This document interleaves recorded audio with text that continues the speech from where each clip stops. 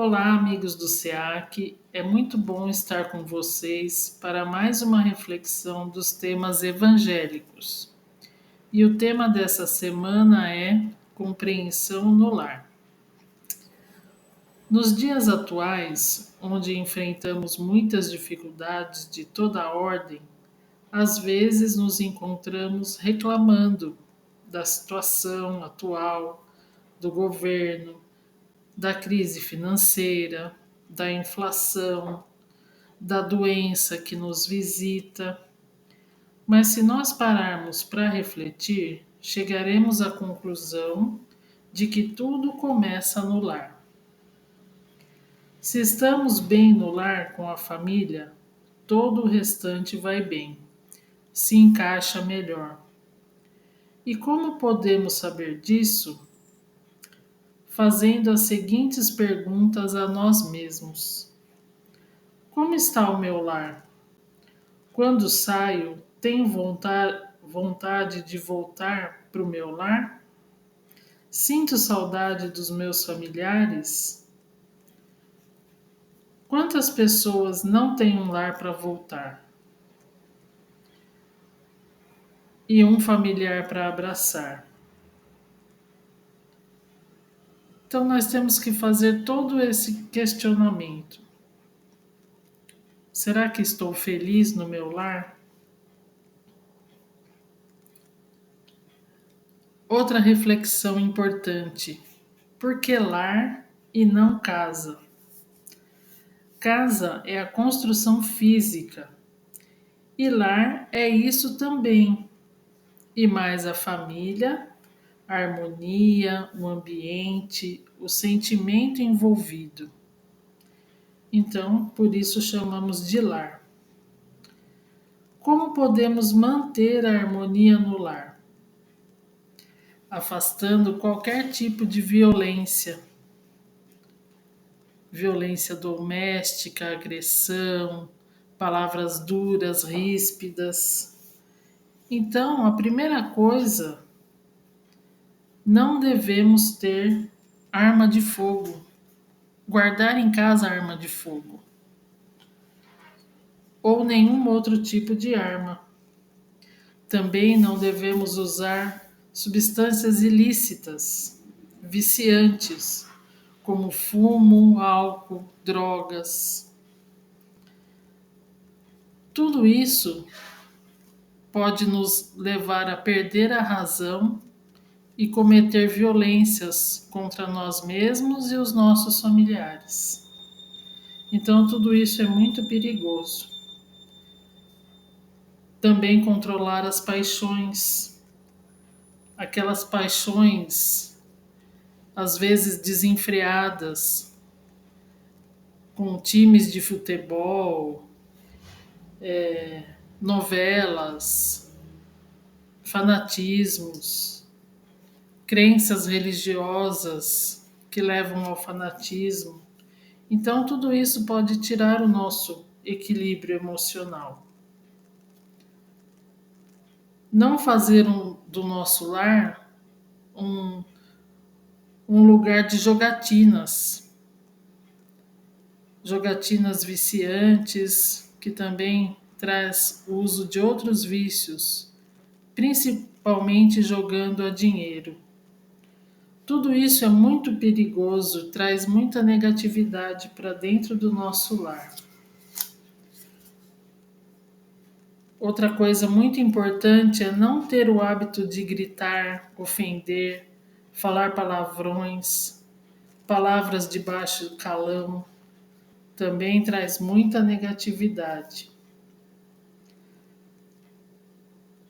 Importante também é parar de reclamar de tudo, da situação, de tudo que está faltando materialmente no nosso lar.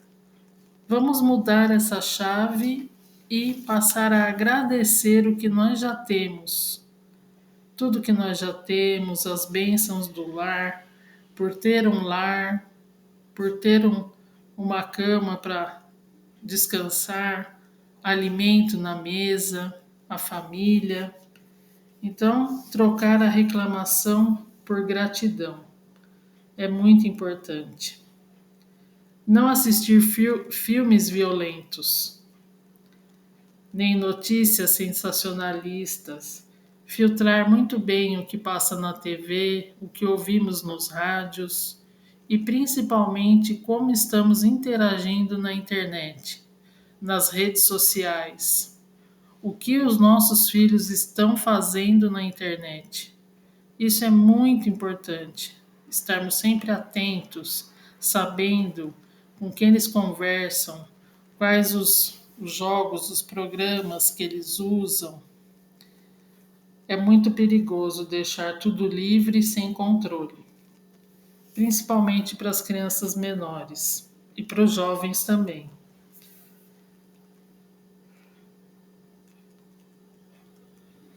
Respeitar o nosso familiar, fazer do nosso lar um local sagrado. Muito importante respeitar a opinião, o posicionamento do nosso familiar, escutar mais, conversar mais, ter diálogo. Nós devemos fazer do nosso lar um local sagrado mesmo. E como nós fazemos para ter essa compreensão no lar? Tendo exatamente a paciência, a tolerância com os nossos familiares. Isso é uma prática diária. Ter empatia e diálogo com eles. Também muito importante. Porque da mesma forma que nós temos direitos e deveres, eles também têm. Da mesma forma que nós queremos fazer ouvir a nossa opinião, os nossos gostos, eles também têm as opiniões e os gostos deles. Então, tudo com diálogo se resolve, se tem o bom senso. Então, toda essa prática diária é muito importante. Como que nós conseguimos fazer tudo isso?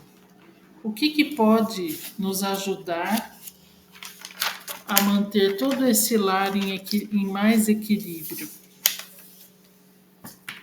Convidando a Jesus para adentrar o nosso lar.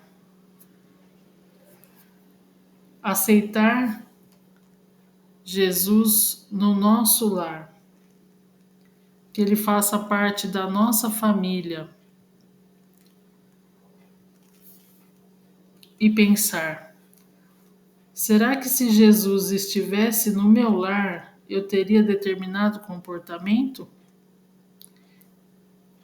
Se Jesus estivesse ali me observando, será que eu agiria, gritaria com meu filho, com meu marido? Então, nós devemos refletir bastante sobre isso. E assim, nós espíritas adotamos a prática do Evangelho no lar, que será explicado em uma outra ocasião. O culto do Evangelho no lar não é invenção do centro espírita, nem da doutrina espírita, e sim ela foi ensinada por Jesus. No livro Jesus no Lar, conta exatamente essa história,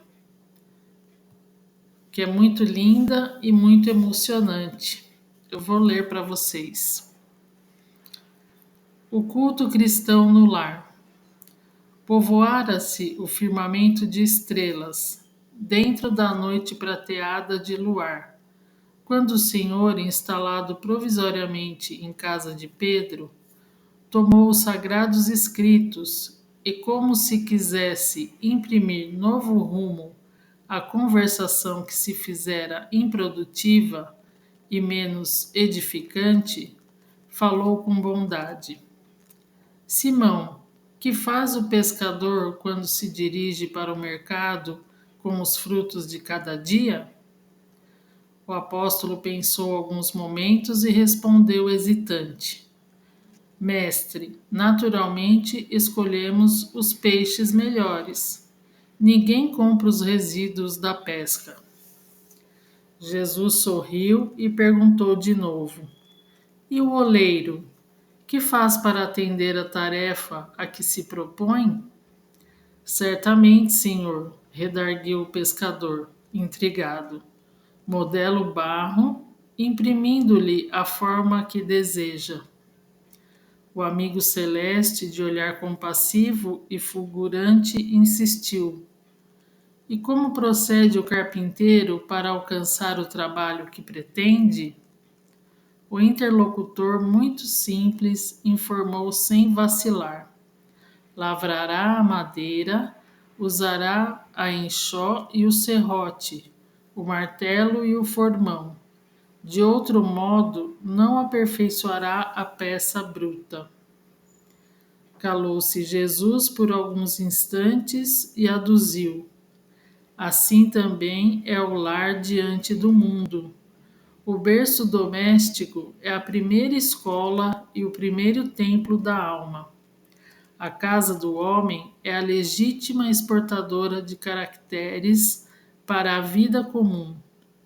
Se o negociante seleciona a mercadoria, se o marceneiro não consegue fazer um barco sem aperfeiçoar a madeira aos seus propósitos, como esperar uma comunidade segura e tranquila sem que o lar se aperfeiçoe?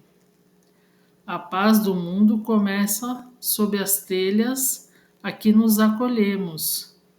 Se não aprendemos a viver em paz entre quatro paredes, como aguardar a harmonia das nações?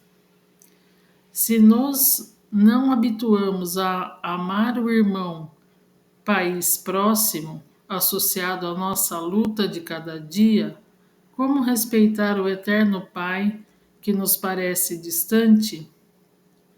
Jesus relanceou o olhar pela sala modesta, fez pequeno intervalo e continuou: Pedro, acendamos aqui, em torno de quantos nos procuram, a assistência fraterna, uma claridade nova. A mesa de tua casa é o lar de teu pão. Nela recebes do Senhor o alimento para cada dia. Por que não instalar ao redor dela a sementeira da felicidade e da paz na conversação e no pensamento? O Pai, que nos dá o trigo para o celeiro através do solo, envia-nos a luz através do céu. Se a claridade é a expansão dos raios que a constituem, a fartura começa no grão. Em razão disso, o Evangelho não foi iniciado sobre a multidão, mas sim no singelo domicílio dos pastores e dos animais. Simão Pedro fitou no Mestre os olhos humildes e lúcidos, e como não encontrasse palavras adequadas para explicar-se, murmurou tímido: Mestre, seja feito como desejas. Então Jesus, convidando os familiares do apóstolo, a palestra edificante e a meditação elevada, desenrolou os escritos da sabedoria e abriu na terra o primeiro culto cristão no lar. Então foi assim, com esse texto que esclarece tão bem como foi feito o primeiro evangelho do lar, com todo o amor de Jesus. Agradeço a atenção de todos, tenha uma excelente semana. Que assim seja, graças a Deus.